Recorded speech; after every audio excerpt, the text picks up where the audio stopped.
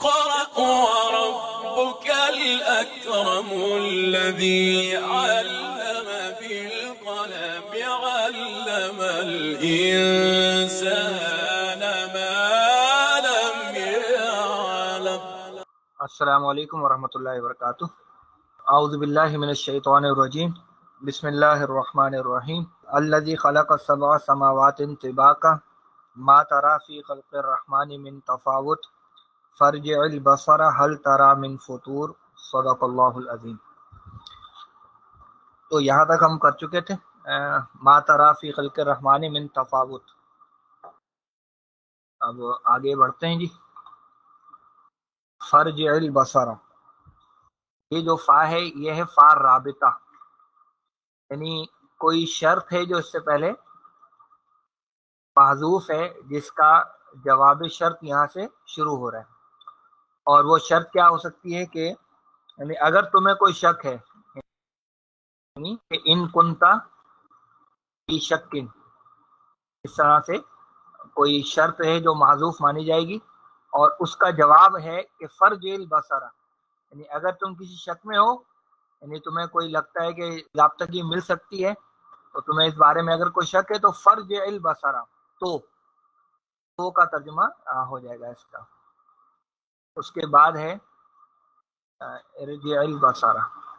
اس کو ارجے پڑھیں گے یا ارجا پڑھیں گے؟ کیا پڑھیں گے جی؟ اس کو ار پڑھیں گے، کیونکہ جو عین کلمہ ہے اس پر پیش نہیں ہے، تو یہ ارجع. اور یہاں یہ جو عین پر زیر نظر آ رہی ہے، اصل میں یہاں عین پر سکون ہے. یعنی اس کو اگر میں یوں کروں تو ایکچولی یہ اس طرح سے ارجع ارجع. اچھا، ارجع جو ہے نا، یہاں پر یہ ہمارا فعل امر ہے. اس فعل امر کے بعد یہ جو البصرہ ہے یہ اس کا مفعول ہے. تو ارجع کا مادہ کیا ہوگا یہ بہت واضح نظر آ رہا ہے، را جیم اور عین، اور یہ آتا ہے باب ضربہ سے، مصدر بنتا ہے رجوعاً. اور معنی اس کے دونوں ہوتے ہیں، یہ لازمی معنوں میں بھی آتا ہے، لوٹنا اور لوٹانا معنوں میں بھی استعمال ہوتا ہے. یہاں پر یہ متعدی معنوں میں ہے، کیونکہ ہم دیکھ رہے ہیں آگے مفعول اس کا ہمیں نظر آ رہا ہے. تو ایکچولی یہ واحد، مذکر اور حاضر کا صیغہ ہے، تفعیلو کے وزن پہ، تفعیلو کا وزن ہے، اور اس میں یہ بنا ہے ترجیعو. تو ترجیعو سے جب ہم فعل امر بناتے ہیں تو کیا کرتے ہیں جی؟ ایک تو علامت مضارع ہٹ جائے گی، علامت مضارع ہم ہٹا دیں گے، اور آخر سے یہ جو ہے اس کو ہم کر دیں گے ساکن، پر سکون آ جائے گا. تو پھر اس کی شکل کو جس طرح بن جائے گی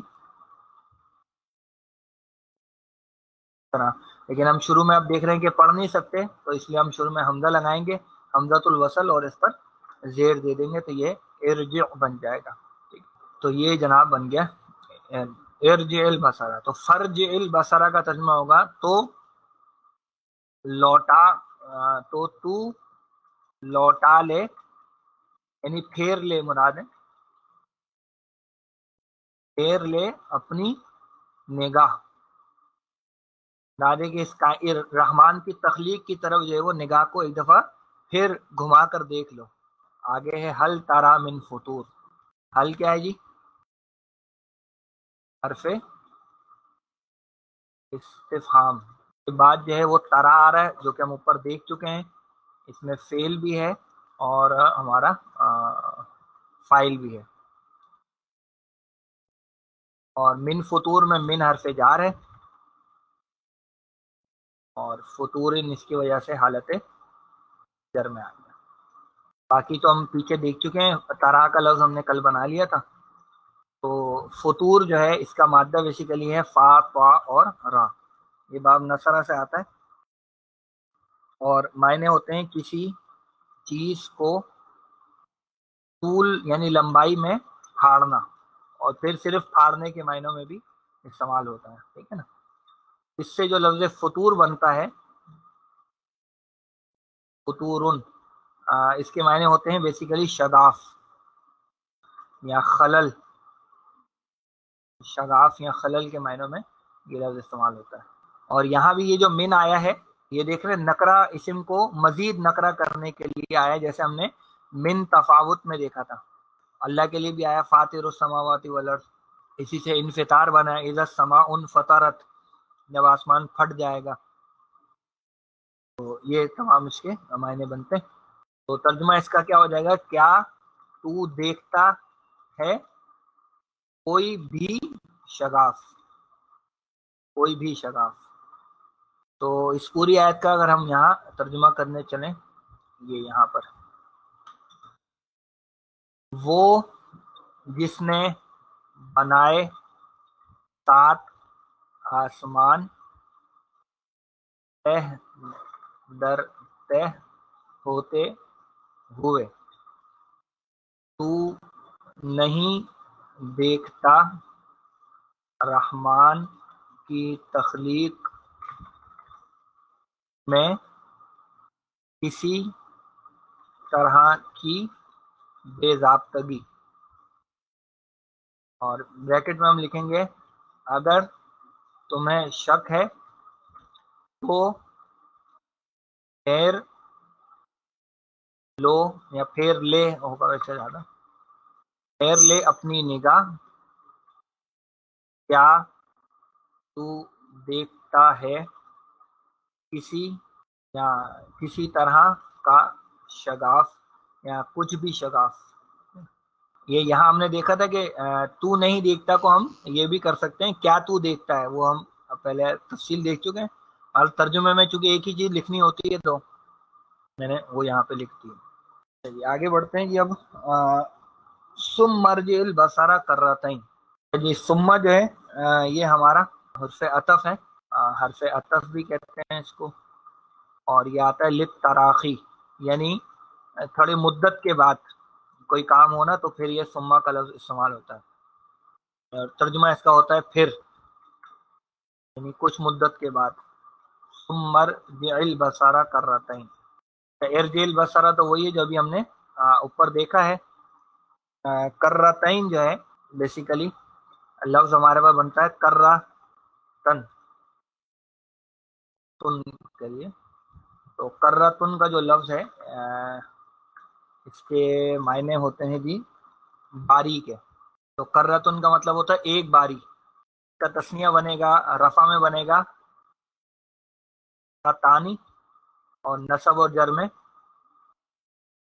کرتین۔ تو ویسے لفظی ترجمہ تو اس کا ہوگا دوبارہ یا دوسری بار، لیکن یہاں یہ جو لفظ استعمال ہوا ہے یہ کثرت کے لیے آیا ہے، یعنی بار بار پھیرا کر دیکھ لو، بار بار پھیرا کر دیکھ لو۔ اچھا سوال یہ کہ کرتین جو ہے یہ یہاں پہ کس حالت میں ہے، تو یہ نصب کی حالت میں، یہاں ہم اس کو کہیں گے ارجع جو ہے یہ ہمارا فعل امر ہے، البصرہ جو ہے وہ اس کا مفعول ہے،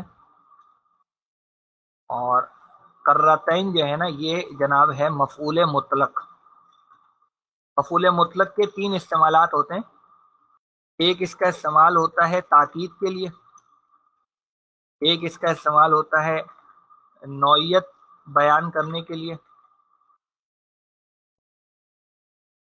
اور تیسرا اس کا استعمال ہوتا ہے تعداد بیان کرنے کے لیے۔ تو یہاں یہ تعداد بیان کرنے کے لیے ہے۔ اب سوال یہ ہے کہ یہ کرتین اصل میں یہاں پہ یہ کرتین صفت بنی ہے، اس کا موصوف اس سے پہلے ہے یہی ارجع کا مصدر، یعنی رجعتین کرتین، یہ اس طرح سے ایکچولی بنے گا، یہ یعنی ارجع البصر رجعتین کرتین،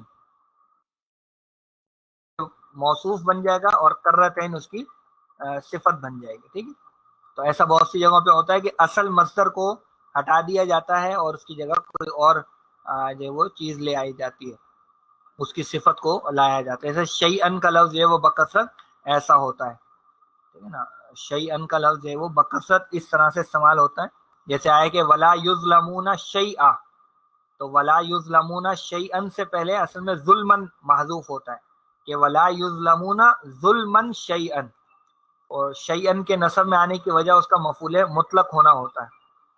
مفعول مطلق بیسیکلی کیا ہوتا ہے کہ فعل اور اس جملے میں فعل آ رہا ہو, اسی مادے سے اس کا مصدر جو ہے وہ آگے آ جائے, تو وہ جو مصدر لایا جاتا ہے اسی مادے سے, تو اس کو کہا جاتا ہے مفعول مطلق. اور مفعول مطلق کیوں لایا جاتا ہے؟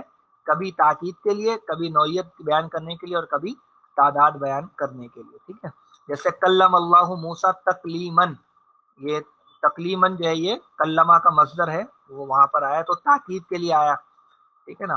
کبھی نوعیت کو بیان کرنے کے لیے آتا ہے کہ اتقوا اللہ حق کا تقوی اختیار کرو, جیسا اللہ کا تقوی اختیار کرنے کا حق ہے. اور کبھی یہ تعداد بیان کرنے کے لیے, جیسا کہ یہاں پر آیا. اچھا, یہ میں ذکر کر رہا تھا کہ ویسے تو یہ تثنیہ ہے, لیکن یہاں پر یہ تثنیہ تکرار یا کثرت کے معنوں میں آیا ہے. یعنی صرف 2 مرتبہ ہی نہیں کہا جا رہا کہ 2 مرتبہ پھیر لو, بلکہ بار بار جو وہ اپنی نگاہ کو پھیر لو. اس کی ایک مثال اور بھی ہے, یعنی تثنیہ کا صیغہ کثرت کے لیے استعمال ہونے کی ایک مثال اور ہے, جو عربی میں ایک لفظ ہم پڑھتے ہیں لبیک. لبیک کا جو لفظ ہم پڑھتے ہیں نا, تو یہ لبیک بیسیکلی اصل میں ہے لبینا اور اس کے ساتھ ہے کا کی ضمیر, لیکن جب تثنیہ کا صیغہ مضاف بنتا ہے تو اس کا نون وہاں سے غائب ہو جاتا ہے. تو جب نون غائب ہو گیا تو اس کی جو شکل بن گئی وہ لبیکا بن گئی, لبیکا. تو لبیک کا مطلب ہوتا ہے میں 2 بار حاضر ہوں, یعنی آپ کے لیے میں 2 بار حاضر ہوں. تو اس کا مطلب یہ نہیں ہوتا میں 2 بار ہی حاضر ہوں, اور ترجمہ اس کا یہ ہوتا ہے کہ میں بار حاضر ہوں, بار حاضر ہوں. تو تثنیہ کا یہ صیغہ کبھی کبھی تکرار کے لیے بھی استعمال ہو جاتا ہے, جیسا کہ یہاں پر ہوا ہے. تو ثم مرجع البصر کرتین کا ترجمہ ہو جائے گا پھر پھیرا لو نگاہ کو بار, پھر پھیرا لو نگاہ کو بار, یہ ہو جائے گا. ٹھیک ہے جی, آگے چلتے ہیں. کیا ہوگا پھر؟ ینقلب کے لفظ کو دیکھیں جی. تو ینقلب کا لفظ آپ کو کیا لگ رہا ہے, کیا ہوا ہے اس کے ساتھ؟ جی, یہ فعل ہو گیا ہے مجزوم, بالکل. تو یہ ہمارا فعل بھی اس کے اندر ہے, اور ہاں ٹھیک ہے, یہ فعل ہے ہمارا اس کے اندر, اور الیہ کا جو ہے وہ جار مجرور ہے, اور البصر جو ہے نا یہ اس کا فاعل ہے, اسی لیے رفع میں ہے. کس کا فاعل ہے؟ ینقلب کا.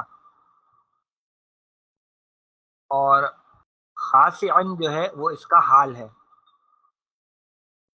یعنی بصر کا حال یہ خاشعن, اسی لیے حالت نصب میں ہے. پھر تو واو ہے, یہ واو حالیہ ہے, اور ہوا جو ہے پھر مبتدا ہے, اور حسیرن جو ہے وہ خبر ہے. ینقلب کے لفظ کو دیکھتے ہیں. یہاں پر ینقلب کا مادہ کیا ہے جی؟ آسان سا ہے, قاف لام اور با, اور یہ یہاں پہ باب انفعال سے آیا ہوا ہے, واحد مذکر غائب, پہلا ہی صیغہ ہے.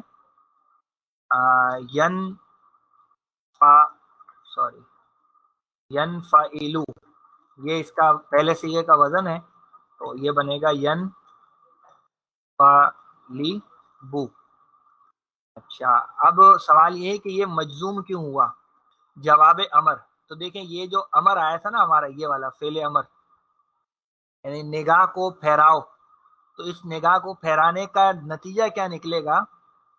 اس نگاہ کو پھیرانے کا نتیجہ کیا نکلے گا وہ اب یہاں پر آ رہا ہے. تو جواب امر کی وجہ سے مجزوم ہو گیا. جب جواب امر کی وجہ سے اس کو مجزوم کر دیں گے تو یہ بن جائے گا ینقلب. ینقلب فعل ہو گیا, الی کا الہ اور کا ہے اس میں, اور البصر اس کا فاعل ہو گیا. تو ترجمہ یہ ہو جائے گا. اچھا اس کے باب انفعال میں معنی ہوتے ہیں لوٹنے کے، پلٹنا. جی جواب امر اگر کوئی فعل آئے گا تو وہ مجزوم ہو کر آئے گا، بالکل ایسے ہی.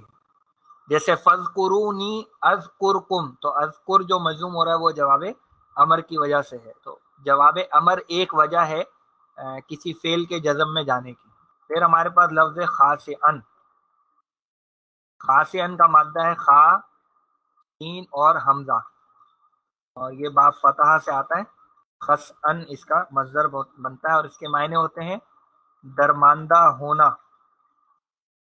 ذلیل و خوار ہونا، اور تھک کر رہ جانا. یہ اس کے معنی ہوتے ہیں بطور فعل کے. جو خاص ان بنا ہے وہ اس کا اسم الفاعل ہے، فاعل کے وزن پہ یہ بنے گا خاصی ان، اور نصب میں ہو جائے گا خاصی ان. اور نصب میں کیوں آیا ہے وہ میں نے اوپر لکھ دیا ہے، حال بیان ہو رہا ہے اس کا بصر کا. تو خاصی ان کے معنی کیا ہو جائیں گے؟ تھک کر رہ جانے والا، یا ذلیل و خوار کے معنوں میں بھی آ سکتا ہے. ٹھیک ہے، تو یہ اصل میں بصر یعنی نگاہ کے بارے میں یہ آ رہی ہے بات. ٹھیک ہے، تو کیا ترجمہ ہو جائے گا؟ تو لوٹے کی نگاہ تیری طرف تکی ہاری، اس طرح سے ترجمہ ہو جائے گا. تکی ماندی کر لیں ہوتے ہوئے حال کو ظاہر کرنے کی. اس کے بعد جو لفظ ہے ہمارے پاس وہ ہے حسیر. حسیر کا مادہ ہا، سین اور را ہے جو کہ باب سمع سے آتا ہے، اور اس کے معنی ہوتے ہیں تھکنا یا عاجز ہونا. فعیل کے وزن پر یہ ایکچولی صفت بن رہی ہے، فعیل ان کے وزن پہ حسی رن، اور مطلب ہو جائے گا بہت زیادہ عاجز. ٹھیک ہے نا، یہ ترجمہ ہو جائے گا، یا مسلسل عاجز کے معنوں میں آ جائے گا. تو وہو حسیر کا ترجمہ ہوگا اس حال میں کہ وہ عاجز ہوگی، اس حال میں کہ وہ عاجز ہوگی، یعنی نگاہ کے بارے میں بات ہو رہی ہے. ترجمہ اگر ہم کریں یہاں پر اس کا، پھر لوٹا لے، یا پھیر لے، بلکہ پھیر لے نگاہ کو بار بار، لوٹے گی نگاہ تیری طرف تکی ماندی ہوتے ہوئے اس حال میں کہ وہ عاجز ہوگی. چلے میرا خیال ہے آج یہیں تو رکھتے ہیں. انشاءاللہ یہ جو آیت نمبر 5 ہے نا، اسی سے پھر ہم اگلی کلاس میں شروع کریں گے. تب تک کے لیے اجازت دیجیے. سبحانک اللہم و بحمدک، نشہد ان لا الہ الا انت، نستغفرک و نتوب الیک.